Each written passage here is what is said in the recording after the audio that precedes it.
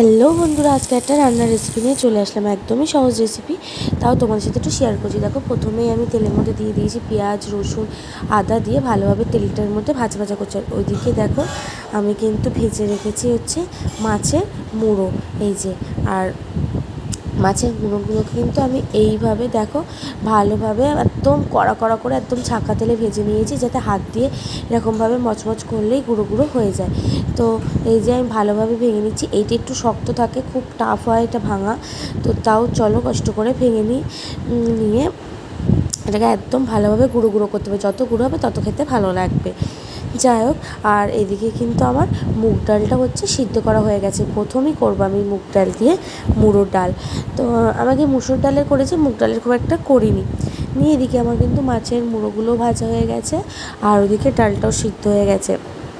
দিয়ে আমি যে পেঁয়াজ, রসুন, আদাটা ভালোভাবে মিক্সচার করে রেখেছিলাম, তার মধ্যে মাছের মুড়োগুলো দিয়ে দিলাম। দিয়ে লবণ, হলুদ দিয়ে ভালোভাবে কিন্তু আমি নাড়াচাড়া করে নেব। যেহেতু এক হাত দিয়ে ক্যামেরা করছি আমি, সেহেতু তোমাদেরকে আমি দেখাতে পারছি না যে কী দিচ্ছি। হঠাৎ করেই আমার মনে হলো যে তোমাদের সাথে একটু শেয়ার করি, তাই শেয়ার করছি। তো আমি এবার দিয়ে দিলাম ডালটা সিদ্ধ করে। ডালটা দেখো, ডালটা একদম ওই হাতা দিয়ে ভালোভাবে ঘুটে নিয়েছিলাম।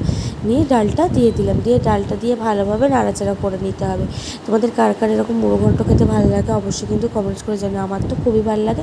এর সঙ্গে হতে হবে পাঁপড় ভাজা বা বেগুনি বা চিপস। তাহলে তো একদম পুরো জমে যাবে। তবে একটা জিনিস আমি খেয়াল করে দেখলাম যে আমি আগে ছোটো ছোটো মাছের মাথা দিয়ে করেছি, যতটা না টেস্ট হয়েছে, কিন্তু এটা দিয়ে করে কিন্তু বেশি ভালো টেস্ট হয়েছে। তোমরা চাইলে বড় মাছের মাথা দিয়ে করবে, বেশি ভালো লাগে।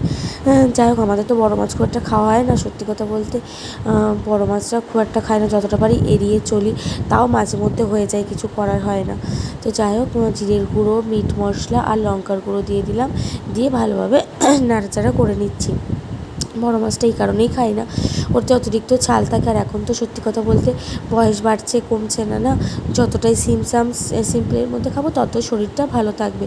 সেই জন্য আর কি হয় না, ও একটু বড় মাছ ভালোবাসে, সেই জন্য মাঝে মধ্যে নিয়ে আসে। আমি আবার একটু বকাবকিও করি, কিন্তু কী করবো, মাঝে মধ্যে তো খেতেই হয়।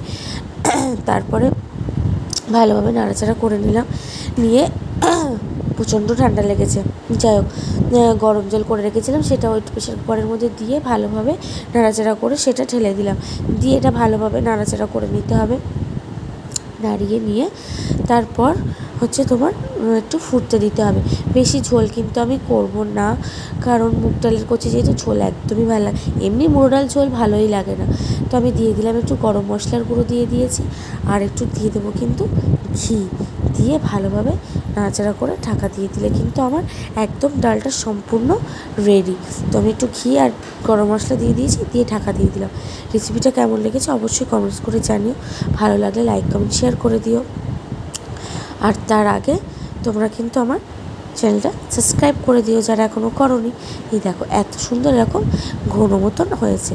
কেমন লেগেছে অবশ্যই কমেন্টস করে দিও। খেতে কিন্তু সত্যি খুব সুন্দর হয়েছিল।